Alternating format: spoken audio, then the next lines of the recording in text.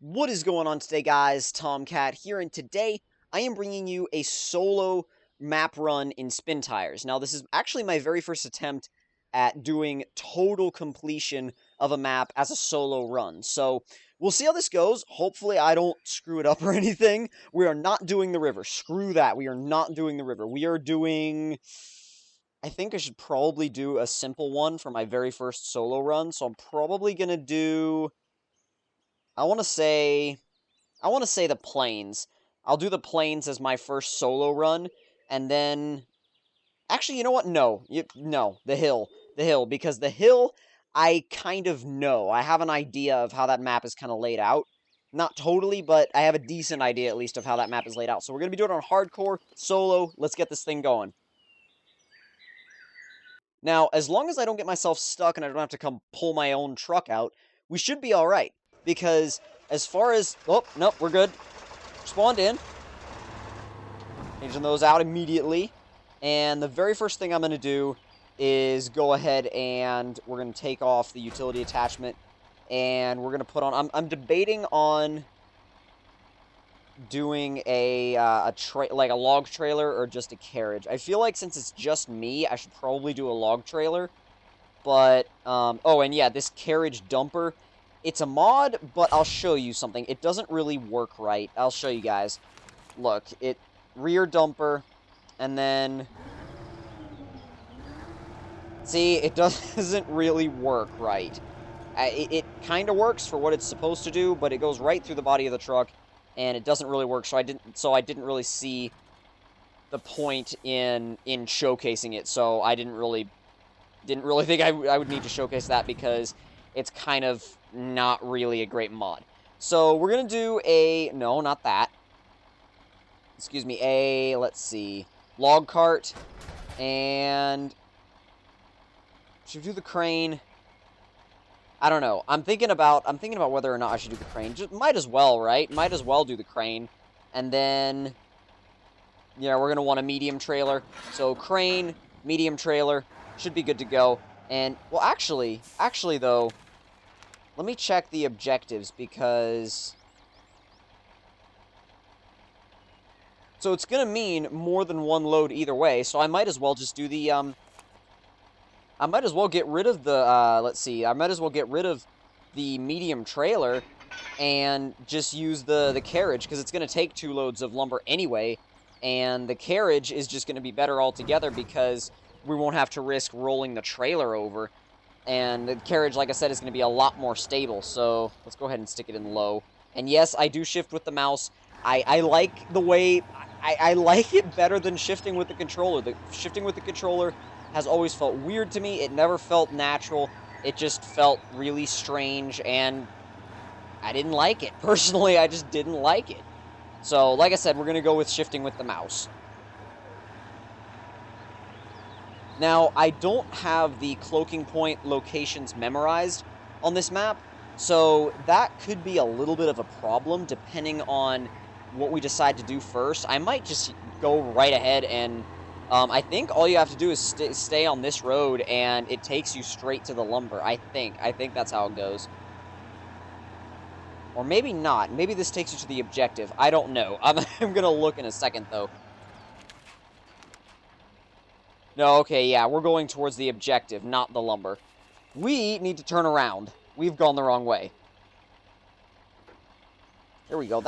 See how slow it is when you shift with the controller? It just doesn't, it's just not anywhere near as good as shifting with the mouse. When you shift with the mouse, you can shift crazy fast.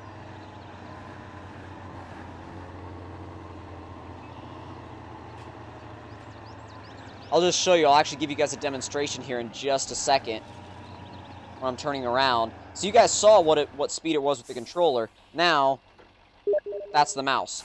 That's the mouse. It's way quicker and way easier.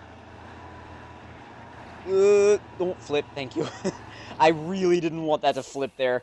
I was really concerned it was going to happen too.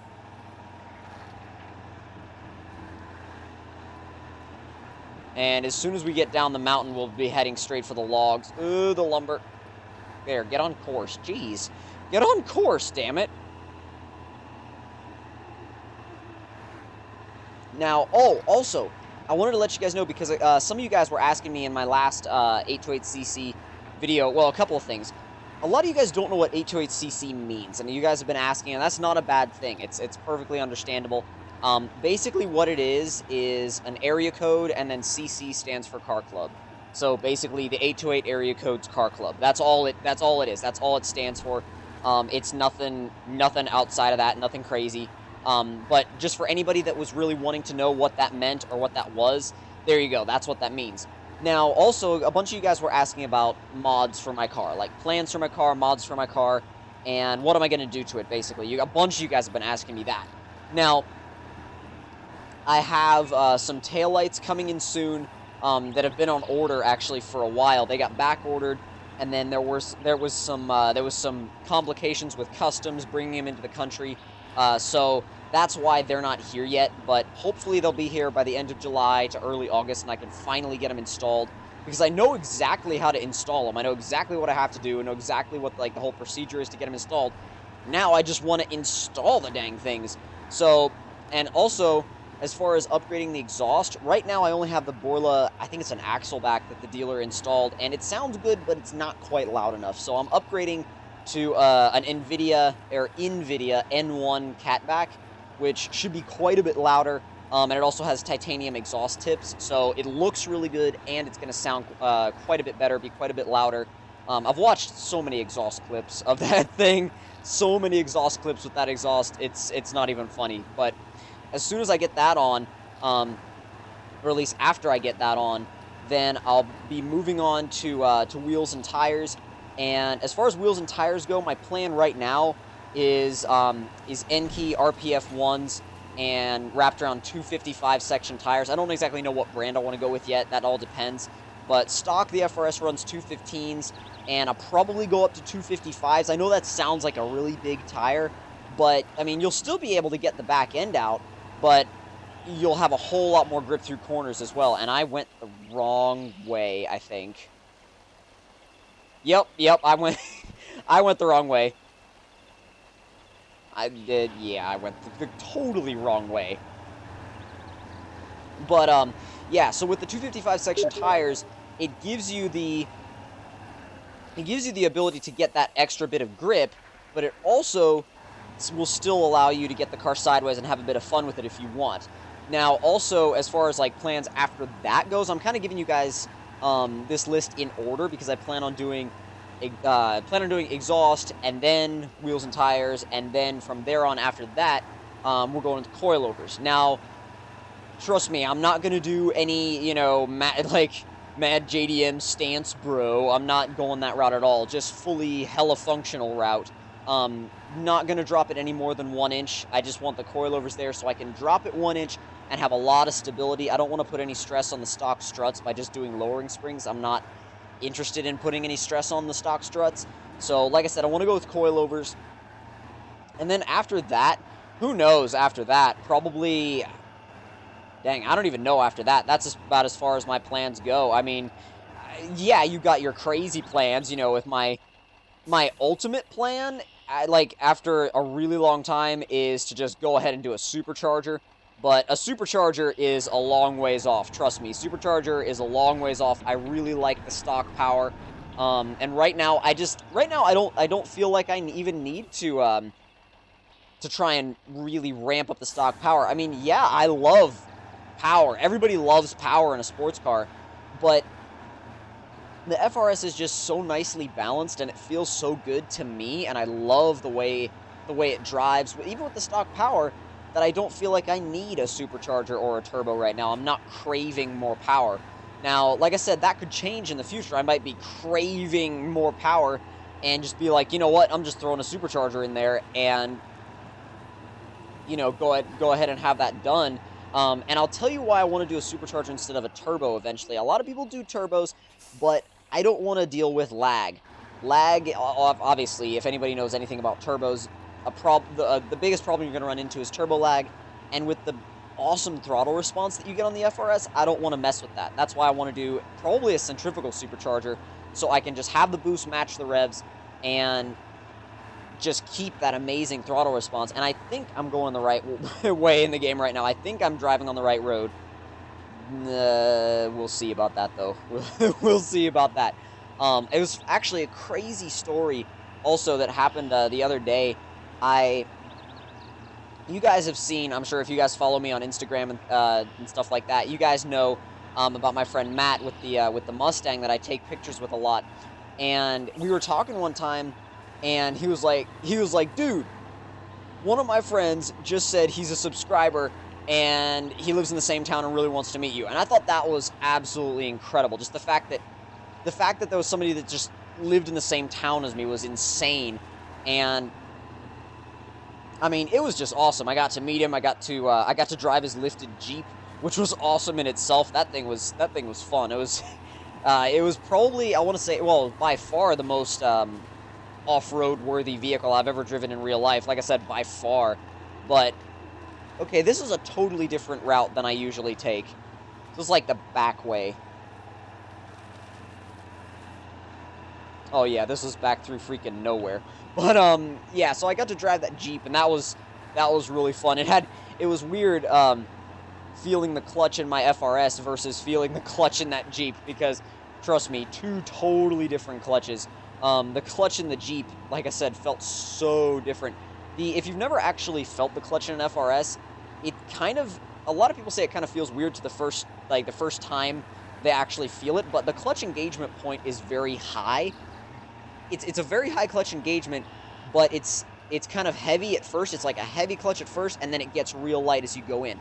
So it's something you kind of have to get used to, like I said, but once you get used to it, it's actually really nice. I really like it. I like the high engagement point on the clutch, and I like the way it feels. I mean, you guys have seen some of my driving videos, and I mean, in those driving videos, I'm just enjoying myself, man. I'm just absolutely enjoying myself in those driving videos.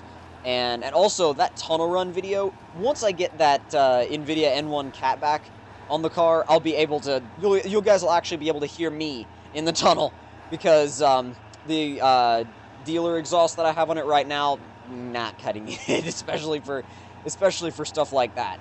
But we're finally on the right route now. We're finally going the right way to get the lumber. And then from there on out, it's just a straight shot to the objective, and then a straight shot back. So pretty easy for a solo run. At least I think it'll be a pretty easy solo run. And also, I actually forgot a couple of cosmetic modifications that I'm going to do. Other than the taillights, I'm looking into getting a new shift knob, a red, like a real grippy red shift knob, basically to just match the exterior color of the car. And I recently dipped my front emblem. I don't know if I'm going to keep it or not. I'll probably, honestly, the way I'm thinking right now, I'll probably peel it off. I'm not quite feeling it on the front of the car, but I don't know. Because I really like the stock emblem, and I really like the way it accented the letters and the name and everything like that. So I may peel that dip off, but like I said, I don't know. And I'm also going to be retouching the dip on the wheels pretty soon, because some of the dip on the wheels was applied a little too fast, and so it had some splitting, and it just doesn't really look good. It looks kind of like it was rushed, which, I'll be honest, it was, because we were doing it while, like, literally while rain clouds were on the way in. So I definitely want to retouch a lot of that dip on the wheels, because it would look a lot better if I retouched it. And I still have a ton of dip left from that day. It only took me like 2 cans of dip to do all 4 wheels. It was crazy. I was really surprised how much dip I had left over. So, but it definitely, like I said, it gives me more than enough dip to retouch pretty much all of the I guess you could say splitting areas and like kind of blotchy spots that I missed, or areas that just didn't get enough dip, like just areas within like the inside of the rim and stuff like that are just kind of they don't really look white. They look like silver with like a dusting of white on top of it. It's weird, but like I said, I plan on retouching those areas, and hopefully it comes out looking a lot better. Now, I already talked about, I was gonna say I plan on switching out for RPF ones, but the white dip for now is just kind of like, it's kind of like just something to hold me over until I get actual new wheels. But yeah, until then, the white wheels definitely, I think, look good. I've had a bunch of people ask me, why'd you go white and not, like, with white wheels and not black wheels? Well, simple answer is because everybody else has black wheels, and I wanted to be different. I went with white because I wanted to be different. Little did I know that here I am trying to be unique, going with white wheels, and a couple weeks later, I find out that there's a guy that lives in the same area with a red FRS with white wheels. I mean, it's like the craziest coincidence, but it was there. I was like, are you serious? Are you serious? I went out of my way to be unique, and there's somebody in the same area with the same color combo. Really? Really? It's just, I don't know, it's crazy. It's crazy. And plus, having the only red FRS within, like, oh gosh, well, definitely the only red one in my town, and I think the closest one, that guy that I told you about with the red FRS with, the other red FRS with white wheels, is about, oh, I want to say maybe an hour and a half away from my town, so I'm the only one in my town with that color combination, and I just realized that that's only a 2-point load of lumber, and I should have taken the trailer. I really should have taken the trailer. So what I'll do is I will deliver this load of lumber, and then I'll go back and, yeah, I'll deliver this load of lumber, go back, get the trailer, deliver that, and then deliver one more. So it'll be, I'll need to do 3 loads of lumber instead of 4. I didn't realize that the carriage load was only 2. And plus, I didn't really think about it since I always do it with multiple people. But whatever. We'll get accustomed to the route that way.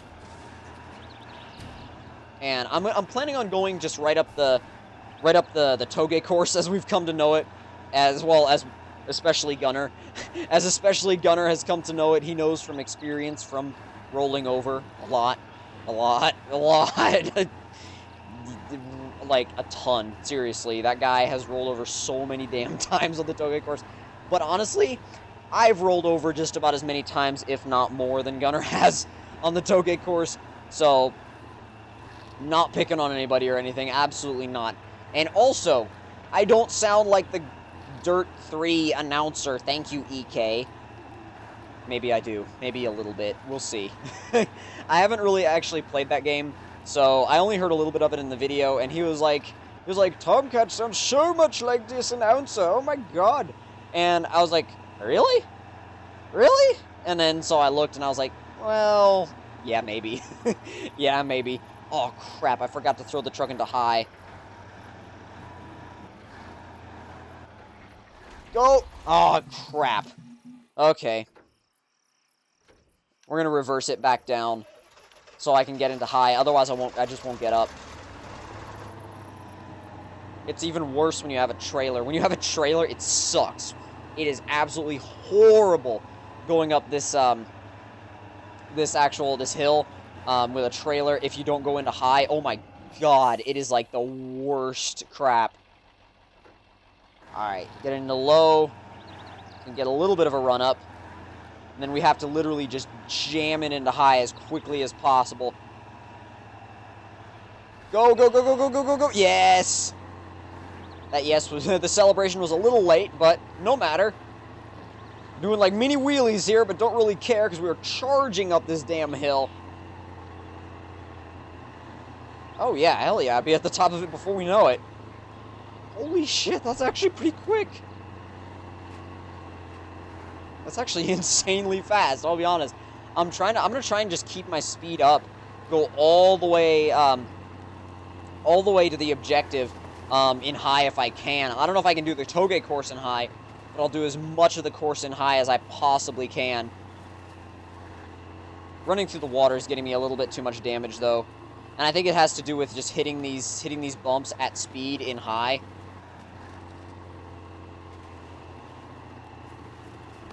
We'll probably just spin in the mud. At least we don't have that damn orange truck. That orange truck is horrible in the mud. Absolutely horrible. I want to take this frontal exhaust off because the frontal exhaust... Oh, crap. We're going to need low to get out of here. But yeah, that frontal exhaust is horrible for damage. I forgot to take it off. I should have taken it off when I was at the garage because I didn't bother to unlock the second garage. I don't know why I didn't do that, but I guess I wanted to kind of make it a solo speed run, if that's even a thing.